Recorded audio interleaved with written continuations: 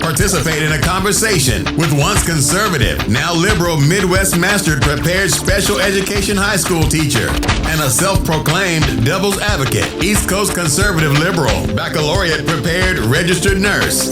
These two strangers met, became instant friends, and realized their conversations are candid and epic. So join us weekly, ask us questions, and listen to these profoundly candid friends try to solve the world's problems, one discussion at a time. Hey, welcome to another awesome episode of The New Theory with Monet and Jared, aka AT&T with MJ. I am Jared. I'm Monet. And together we are teaching minds and nurturing souls. And as promised, guys, we are back with a brand new year. Happy 2022, Happy New Year, all that good stuff. We all survived. Yeah, we all survived. We're on the upswing of the 2021-22 school year. So that's kind of exciting, being able to kind of come out of the gloom of the season into a brighter day, if you will, as cheesy as that sounds. So in you kind of caught us, if you will, in our conversation started to get a little heavier, our pre-conversation. So we decided we're going to stop there and give you guys a raw conversation here. So that being said, Monet, I'm going to kick it back to you. You were starting off with something. Yes, I was saying, okay, so now that we're in the 2022 year and we're working on the second year of starting our politicized, racially motivated conversations, how do we see ourselves in this next year now that we're starting this new year anew? I mean, we still have the same fervor for injustice of all kinds, or what it makes the conversation talk about race. But how long do you think? I mean, what do you want, Jared? What's our dream society? Wow, that's cheesy. I like that word. I'm gonna say it. Yeah. I was going with you, and then that last word you took a real big zig. I'm like, oh what? Shit. Okay. As a society, you know what? How about one where one white man doesn't judge another white man for wearing a face mask that has a raised fist on it? We can start there. That's very ideal.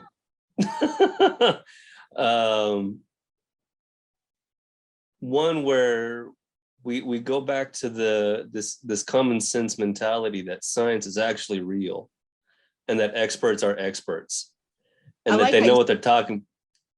Go ahead.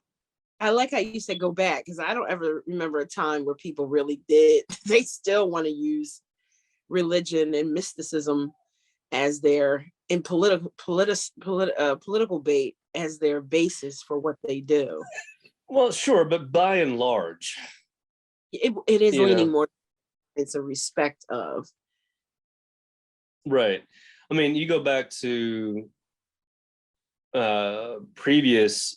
I mean, like back in the Spanish influenza, the polio pandemic, anything that required a vaccine, there were lines out around the block, if you will, of people getting, and mandated or not. Exactly. It was, people recognize that, hey, this is our way out. This is how we conquer this thing. This is how we get over this thing. This is how we obliterate this thing. Yeah. Measles was completely eradicated until the anti-vax shit came on the scene.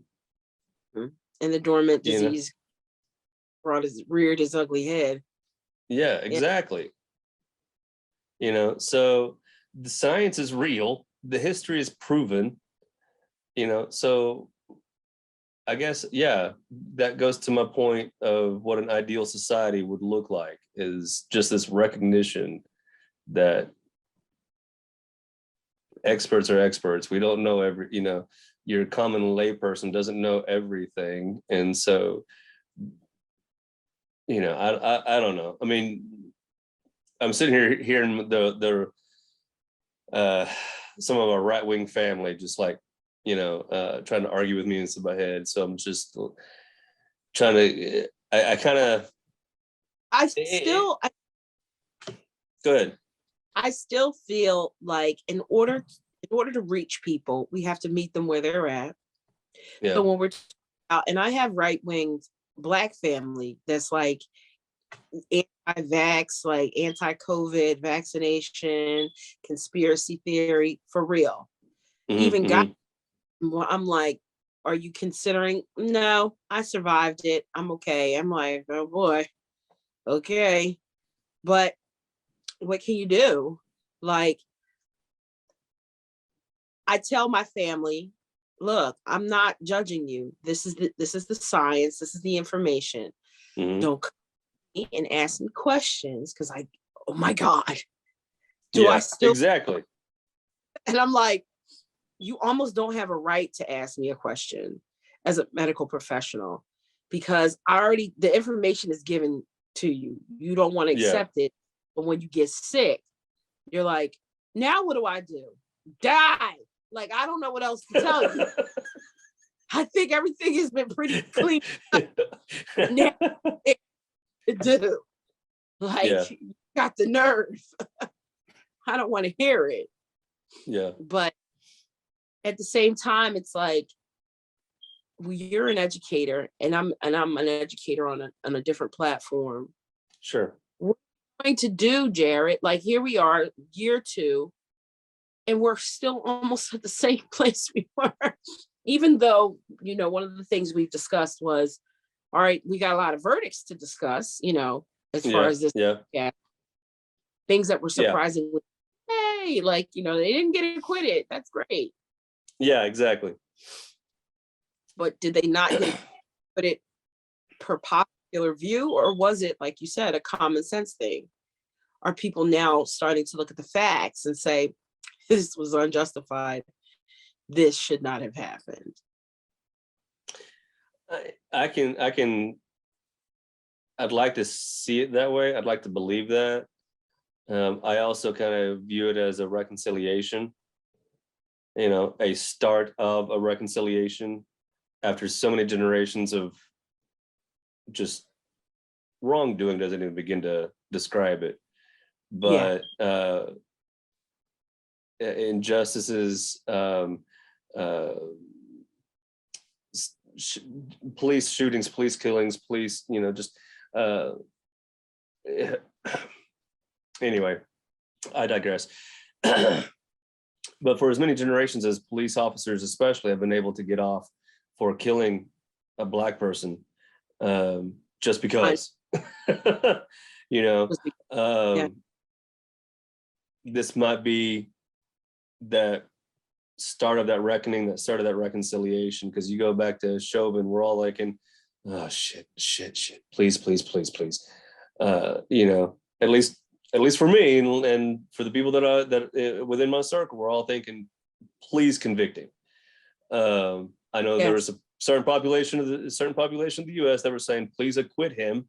Oh, he's going to be acquitted, But and for me, and especially for George Floyd's family, justice was served.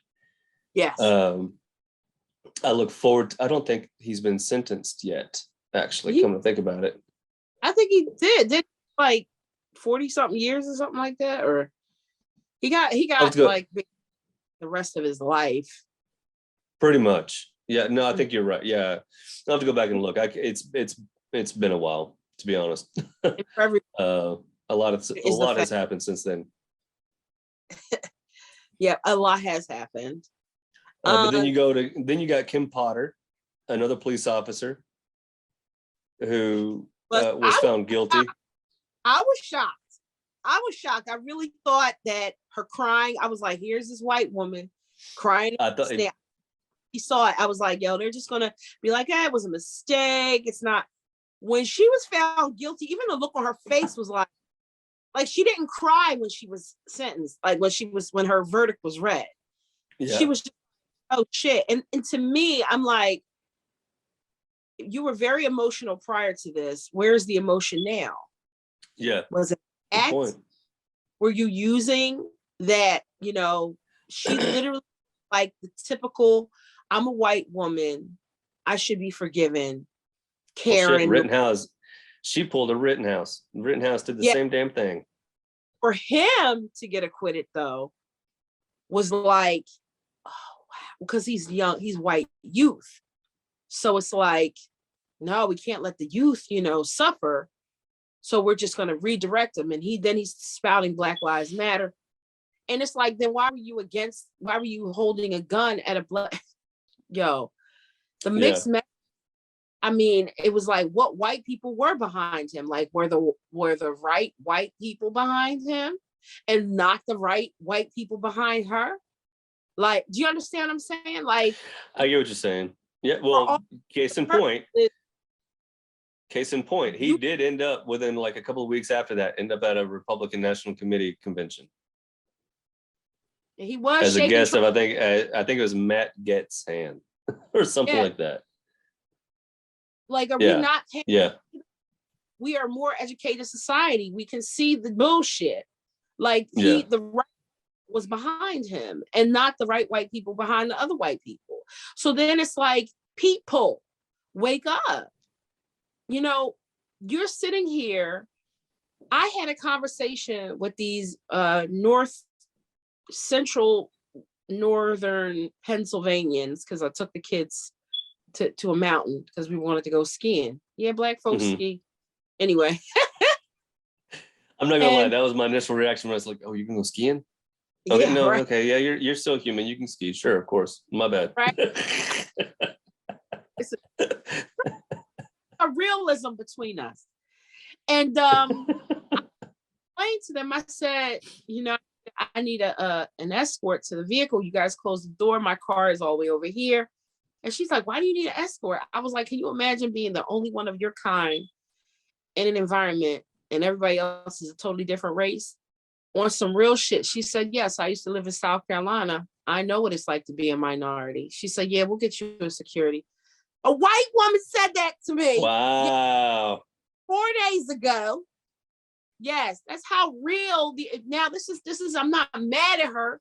I wasn't excited. She wasn't excited. They got me security to walk me to my car because she recognized, look, we live in a society where people are stupid, no matter what race you are. But if you're extra fearful because you feel like you're the minority, now in one regard, people are like, why, Monet? Not all white people, but not all Black people are violent either. The problem is we need to have, all right, Jared, I hope this is the year. We're going to garner the momentum and do the things. I'm holding myself to task. And we're pretty good at accomplishing what we set ourselves out to do. So this is the year those accomplishments are going to be fulfilled. The website, the domain name selection and recognition, the corporate, we're going to corporate because the reality is we need to be able to hold education seminars, because I'm a realist and I'm looking at, like a chess player, I'm looking at every fucking angle. And I'm noticing there's this Black guy on TikTok pandering to white folks. And he's got like 100,000, 500,000 views because white people are like, yeah, why are Black people so sensitive? And I get it. I feel like this on one regard, if a white woman wants to cornrow her hair and braid her hair, why are they saying it's appropriation? We already know. But we already know, Jared, yes. There's some that are doing it to mock or entertain themselves. And there's some that are doing it because they just genuinely want the hairstyle. And we have to find a common ground. You know what I'm saying? Like, sometimes we have allies that are like, Black Lives Matter. But why, when I say Black Lives Matter, all of a sudden, because I'm a white person, I say Black Lives Matter, I get attacked by both Black and white people. We need to look at every argument. And I'm a beast on every level. And anybody that really knows me knows, bitch, I'm ready for it. Bring it. I don't give a fuck.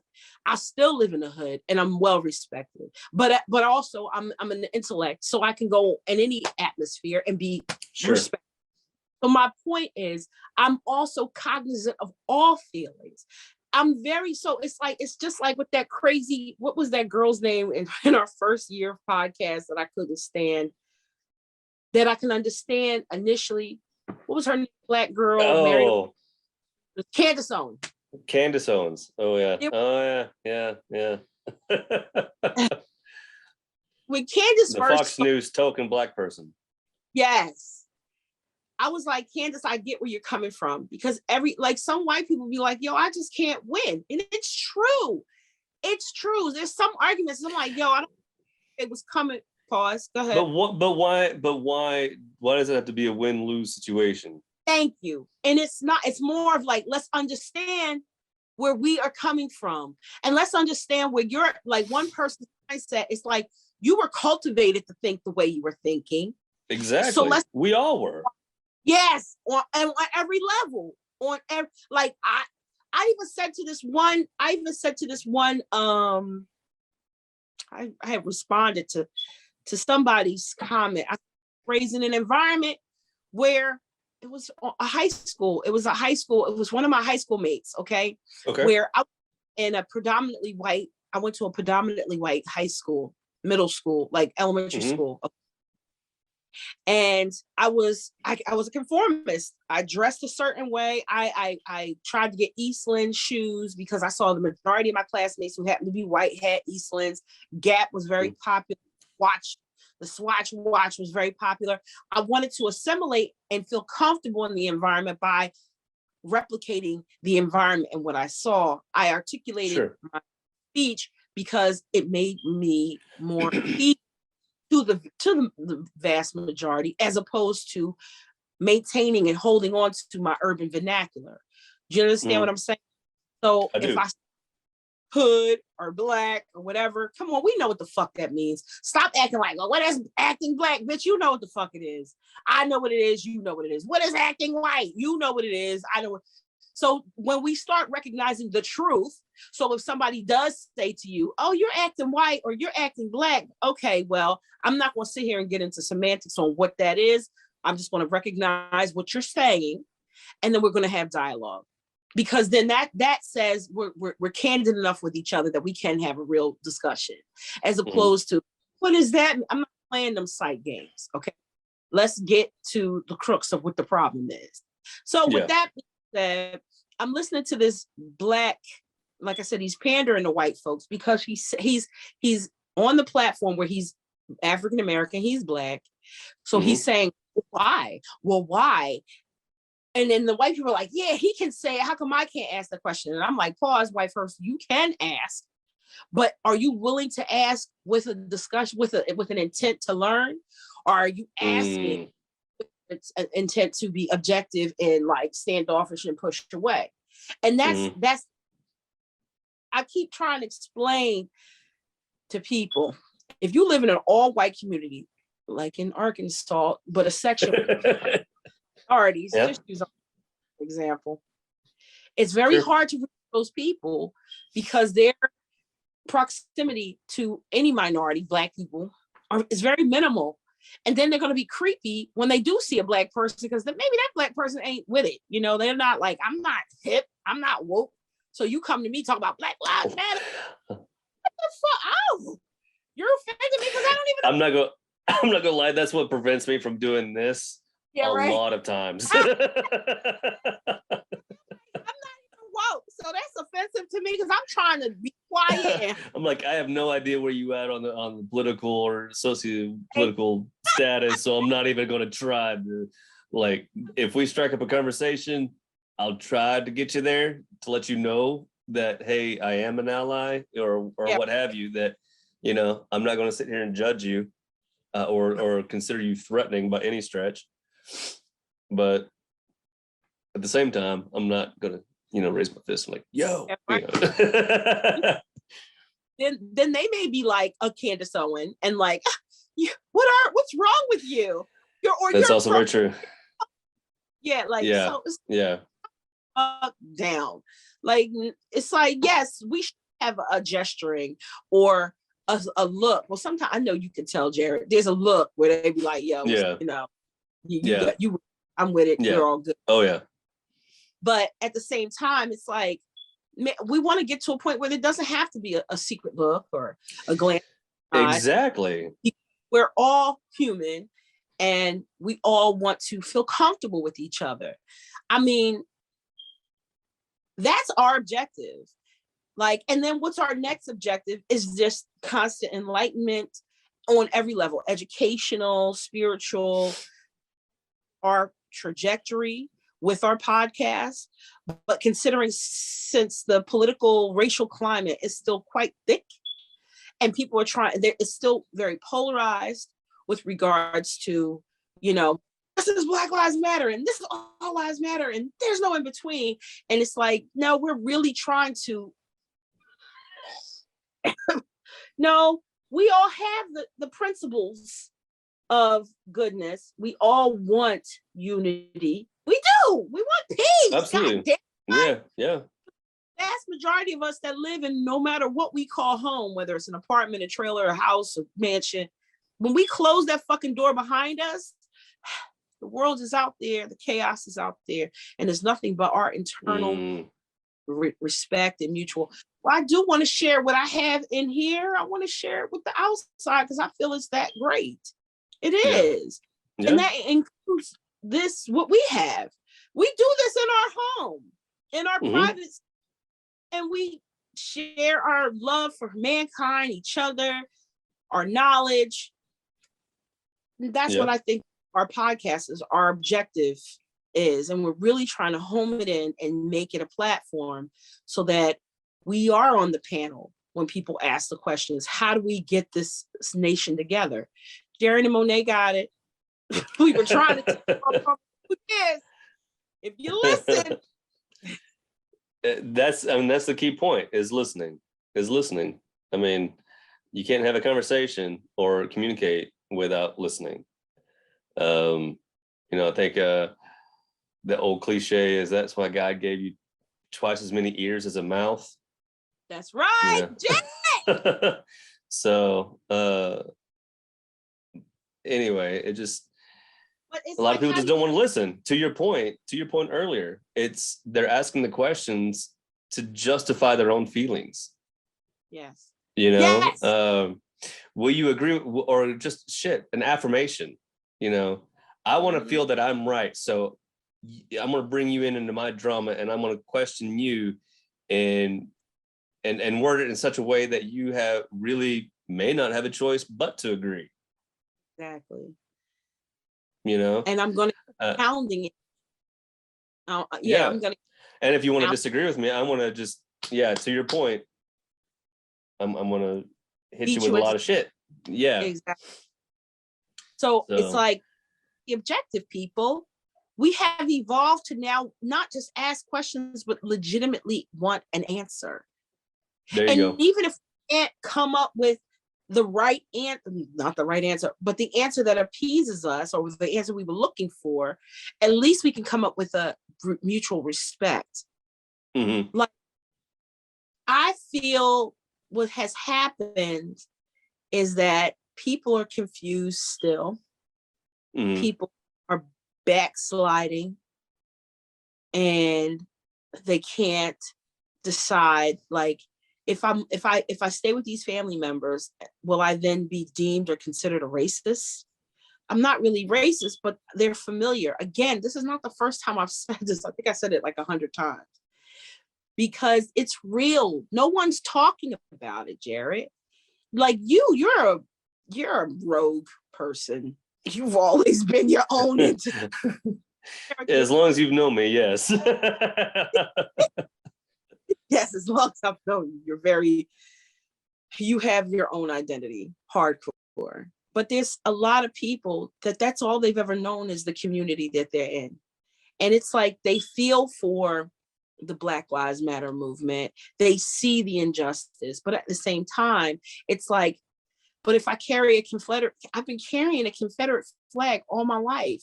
To me, it just meant Southern heritage. It never meant anything racist. I personally have never carried a fucking Confederate flag. Right. But you have encountered an individual, or at least one that I know of. Yeah, well, more I have real friends or people I once considered really good friends that actually feel that way, that they carry a Confederate flag or hang a Confederate flag, but they sympathize, not empathize, they sympathize with the Black Lives Matter movement and 100%. Like, and everything, but it's at a distance that it's comfortable. Yes. I'm still in my comfortable bubble, but I can keep you at arm's length, because you are very political, Monet, and you solely identify, like, you're deep when it comes to your Black roots and your Black identity. And we knew that, but we like the essence of who you are. At the same time, it's like, I'm like, Black people, we can sit here and criticize white culture. Okay. They made it up. I'm sorry, because white culture, No, I'll stop. That's a whole other conversation, I think. But if this is all they knew, you're like assassinating if that green bean casserole is the shit, that's their culture, y'all. Like, I'm not oh my gosh. Look, Black people my ancestors and myself had to dig through communication, verbal communication, physical gestures, and literally putting hands, like me, an older person, putting your hands on this saying, this is how it's done, to transfer whatever culture we have, okay? Yeah. In American society. That is Black culture. And what white people are doing, you want to say they appropriated this, but this is all they know. It's like everybody has woke up, literally opened their eyes for the first time. And it's like some people apparently appear to have knowledge more so than I do, more so than someone, and I may have some more so than somebody else. But it's like, okay, so if you have the knowledge, then you have the responsibility to educate as opposed to criticize. Remember, you're talking to a dyslexic, ADHD having person who for 16 and a half years of her life was in complete total darkness. And finally being intelligent enough to say, oh wait, this is how you're supposed to teach me. I have to learn how to teach myself utilizing the stuff that y'all gave me so that I can navigate this thing called life. So I'm always looking at it from a I don't know perspective, because if I'm going to give the person the benefit of the doubt of just simply not knowing. Now, if you want to pass the markers like, okay, yes, I didn't know. So yes, I'm willing to learn. But if you sitting there, and I know what it's like to be like, well, I'm cutting myself off and I don't want to learn, then you're choosing your ignorance. And therefore I can't do anything with you. In which case that's stupidity. And then I really don't want to have anything to do with you. Thank you. So then that's willful. That's willful ignorance. Yeah. That's where we get to criticize. But so then, up until you prove your ignorance to me, I have to assume that you just don't know. And so because I like to be like, my mom was of that generation where parents were very physical. So if I didn't know, like, like that shit's real. Okay. Yeah. Oh yeah. I felt it. Like, you got to quit or it's coming. Yeah, I can feel you at times. I feel you at times. Yeah. So I'm not going to hit you with that. I'm going to hit you with kindness and respect because you don't know. Now, I'm not going to, the worst thing we can do, we say this so frivolous, like assume, but really assumption is deadly. Assumption is wicked. I'm not going to assume that you know. So I'm treating every white person like they don't know.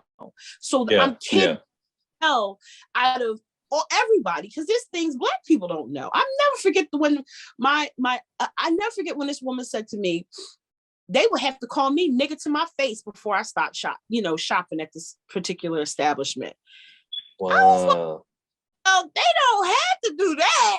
Like, I mean, I'm just, they don't like gays, they pay for things in other countries to, annihilate gay people. I can't eat at that restaurant simply because, even though we all kind of really like that restaurant, and I think they got crack in it because them lines are ridiculous.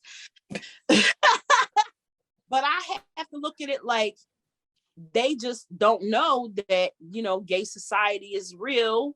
And a lot of I think the vast majority of homosexuals don't choose. They just know this is who they are. And who's the hell to say that we're right? I mean, I don't know. Like, we can just, I'm not getting into that. That is definitely a conversation for that's a day. whole other conversation, because I'm like, oh, we're veering to a whole nother thing.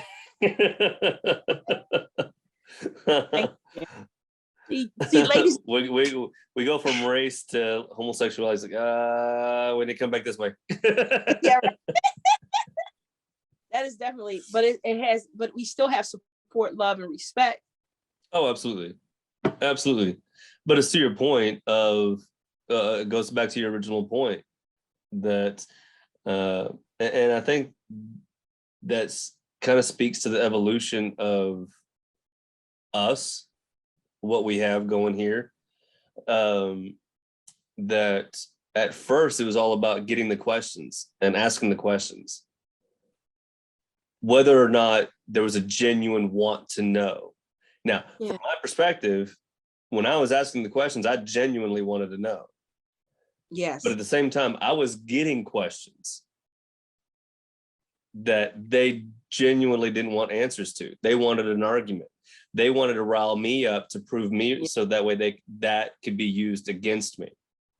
Which is like, it just, then again, that's my perspective. There is a degree of benefit of the doubt there, because those individuals I've known virtually all my life, and it's not just family. I'll throw that out there, but it just felt then, when I was getting the questions, that they didn't want the answers, which to me and a lot of the questions were very much what you've been asking me for the past year and a half, as as a white man. How are you? How are you dealing with Yes, it's hard. So, but this year, it's going into to your point, I guess, again, going back to your point, well, like, you're making a lot of points and I'm just having to recap, of moving forward and whatnot, and what we want this to be. Yeah. Is that we've got the questions. We have the answers. Now it's time to listen and pay attention and apply them. Exactly. So I think we're at that stage. Yeah. Because it's, you and I talked about this last time, and ironically, I was similar story or similar commentary on CBS News. Just throwing it out there that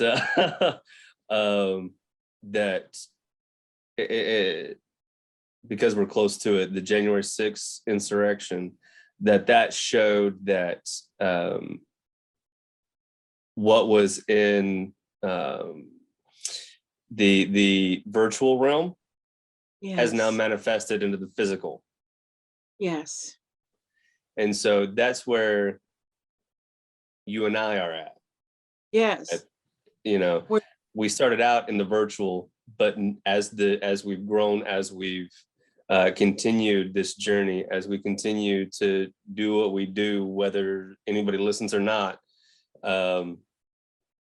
there's this, oh shit, I had it and then I lost it. Oh, I hate it when it happens.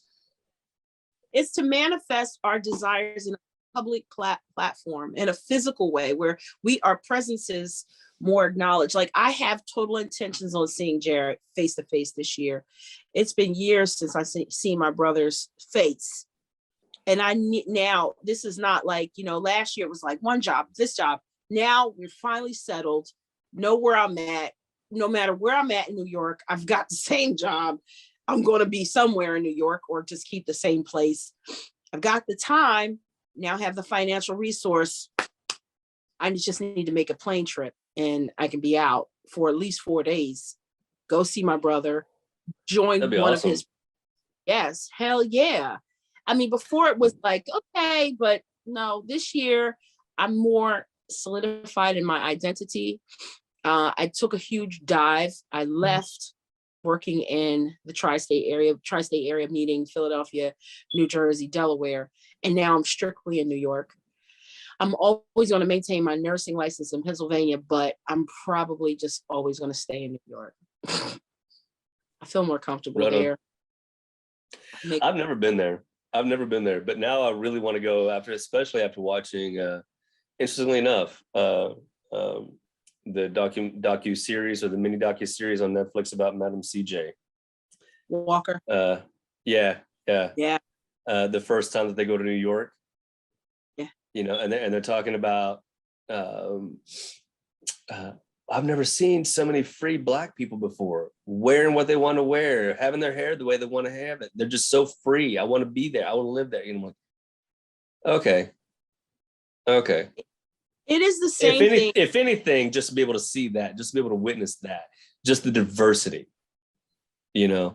Oh, yes, Jared. I'm just saying. Your ancestors came from Scotland? Yes, Scotland, England, the United Kingdom area. Yeah. Let's peruse. Like I told you, I've been to Ellis Island 3 times. Mm-hmm. I like Monet. Well, look, if I can't find, like, I didn't know where my ancestors came from, at least I can experience the joy in someone else. I'm not trying to pander or assimilate. I just find that journey is real. Like I said, if you've traveled across this country, you have to take into consideration they stopped at this one port and then they had to make their way through this treacherous terrain, where there were trees everywhere, mountains and hills and valleys and rocks. And they said, I'm just going to stop here and just pitch a tent, or I'm going to keep going. And, damn. Now, with the help of the Native Americans. I was going to say, we cannot discount that, because those trees were there, like the indigenous people that all the indigenous people had already carved out the land to suit their tribes and their people's needs. Yes. So, I mean, when the Europeans came over and colonized, they just, it wasn't like it was not, it was, you decimated an entire landscape, and then at the same time eradicated an entire group of people, if not pushed them out. That were kind. Anyway, that's the ever educator in me throwing that at the gate. Love that perspective. Let's be mindful of this. Yeah, America's great, but at what cost? Yeah. And this is let's where be real. Why people are saying, hey, because what keeps haunting me? What keeps haunting me are the white people spoke to. They were like, well, we're ancestors from Vikings and survival of the fittest and all this namby-pamby. But it's like, can you stop?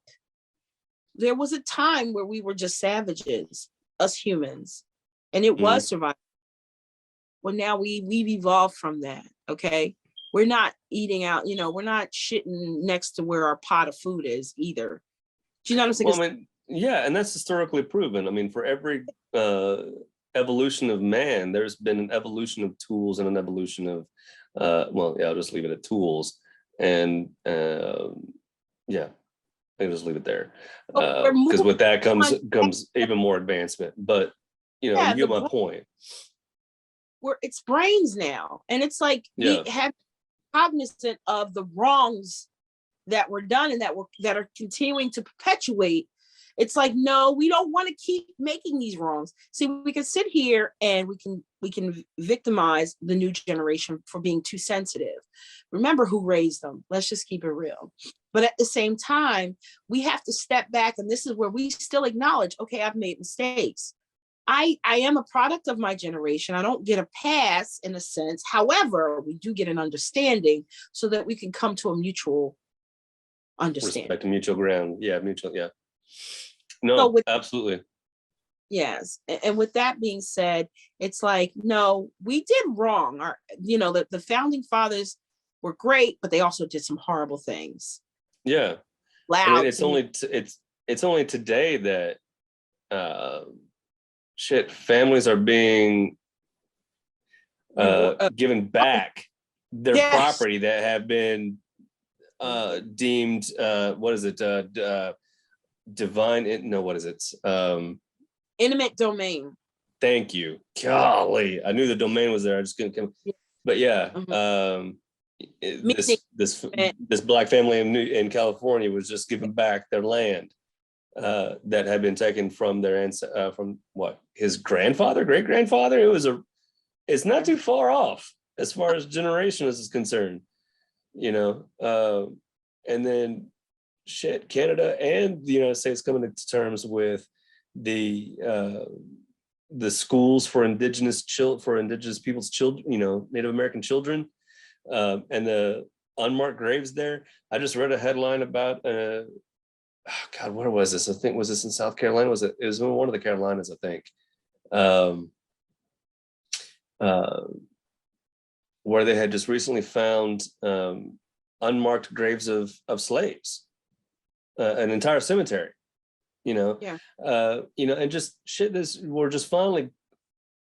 I mean, to your point earlier, we're still fighting the same damn fight in regards to voting, you know, in regards to equality, in regards to accessibility of resources. We're still fighting that same damn fight. And so, you know, just having these small conversations of, oh shit, yeah, America may be a great nation, but yeah, we fucked up. Yes. You know, being able to recognize that, I'll take that. But it also has to, you know, for there to be real action, it has to start with it has to go with the policies. It has to go with what's the legislation, you know.